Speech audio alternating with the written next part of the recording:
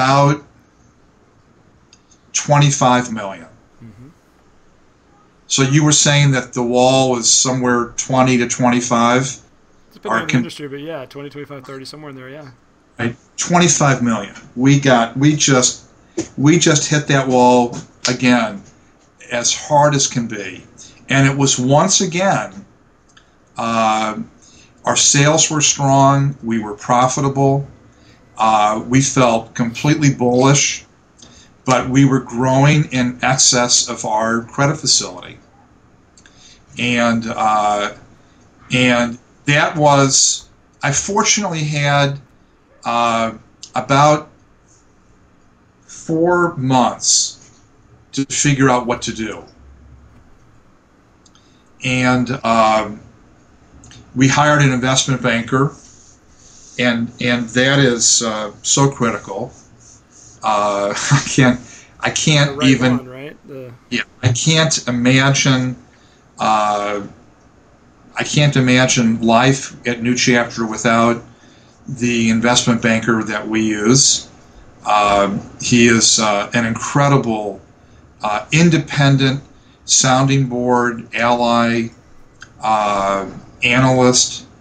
I think the world of him, and we retained him to help us negotiate that next major step, and that was a huge step for us, and that was actually in my experience the most challenging time in the 10 years that I've been with the company, because I knew, I mean, we were profitable, we were growing. Our compounded annual growth rate to that point was probably 50% a year, and it was, we were strong, and it was, we were just doing great.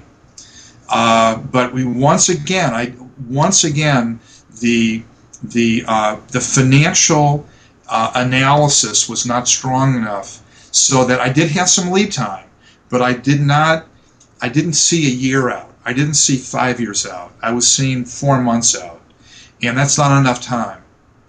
Again, the faster you grow and the bigger you are, it's hard to stop an 18-wheeler that's fully loaded Right. On that highway in a short piece of turf. You need a longer stretch. You need that longer runway for landing that bigger aircraft. And 4 months out was not enough, but it was what I had. And we hired an investment banker, and we brought in a fairly substantial infusion of capital in a way that was 05, right? 05 timeframe? Yeah, right. And fortunately, it was not dilutive. So that's a big issue for entrepreneurs, is how much of the ownership do I have to give up in order to bring in this round of capital? And we had a choice. We could have either brought in it was a very strong private equity fund that invested in us. We could have either brought in the equity in a more conventional way, where they would get common stock with some preferences and some strong supermajority rights and all of that on our then valuation, which would have been very dilutive. Or we could have brought it in a structured way, which was more in the nature of debt than equity, mm-hmm. but it carried a significant internal rate of return, which was guaranteed. So they would take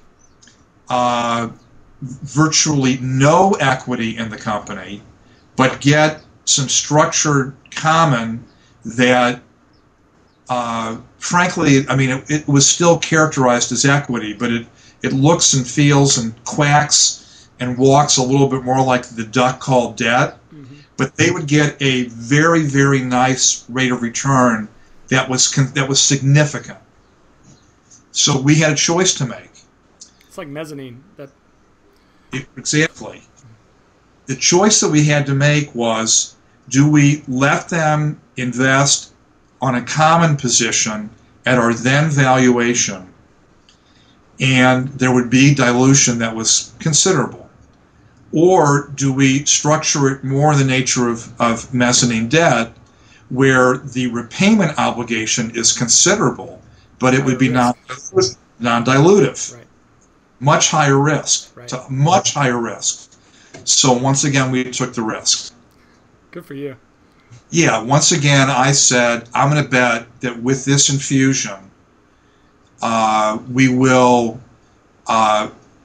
build the enterprise value so much in a year that it will pay us many times over by avoiding the dilution. And in fact, it was.